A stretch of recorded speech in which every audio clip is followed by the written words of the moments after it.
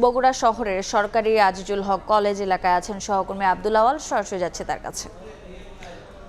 জাতীয় সংসদ নির্বাচন এবং জাতীয় সংসদ নির্বাচনকে সামনে রেখে কিন্তু বগুড়া ইতিমধ্যে নিরাপত্তার বলয় তৈরি করেছে আইন শৃঙ্খলা বাহিনী। আমরা সকাল থেকে দেখেছি সেনাবাহিনী, বিজিবি তারা যৌথভাবে বগুড়া শহরের বিভিন্ন এলাকায় তাদের যে নিরাপত্তা টহল কার্যক্রম সেটি পরিচালনা করেছে। এর পরপরই কিন্তু জেলা গোয়েন্দা পুলিশ, ডিবি অর্থাৎ ডিবির ওসি নেতৃত্বে কিন্তু বগুড়া শহরের বিভিন্ন গুরুত্বপূর্ণ পয়েন্টে কিন্তু আসলে চেকপোস্ট বসিয়ে তাদের যে নিরাপত্তা কার্যক্রম যে তল্লাশি সেটি কিন্তু চালানো হচ্ছে। বিশেষ করে এই যে মোটরসাইকেল রয়েছে সেই মোটরসাইকেল গুলো থামিয়ে কিন্তু আসলে আরোহীদের তল্লাশি করার পাশাপাশি কিন্তু যারা উঠতি বয়সী কিশোর রয়েছে তাদের যেই বেপরোয়া মোটরসাইকেলে চলাফেরা সেটি রোধে কিন্তু আসলে গোয়েন্দা পুলিশ কাজ করছে। এছাড়াও সন্দেহভাজন যাদেরকে মনে হচ্ছে তাদেরকে থামিয়ে কিন্তু আসলে এই যে অটোরিকশা বা বিভিন্ন যানবাহনে করে যাওয়া আসা করছে সেগুলোতে কিন্তু সন্দেহভাজনদেরকে আটকিয়ে কিন্তু আসলে তল্লাশি করা হচ্ছে। এবং ইতিমধ্যেই এখানে যে ডিবি পুলিশের পক্ষ থেকে তল্লাশি অভিযান চালানো হচ্ছে বগুড়া শহরের সবুজগাড়ি মোড়ে, সেখানে কিন্তু কয়েকটি মোটরসাইকেল জব্দ করা হয়েছে যেগুলোতে কারো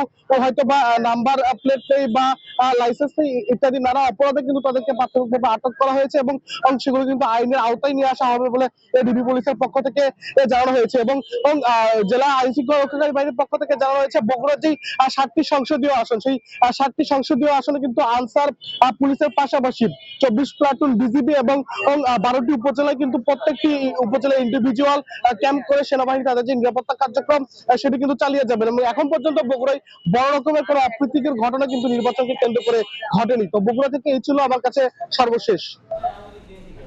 সরাসরি যুক্ত ছিলাম বগুড়ায়।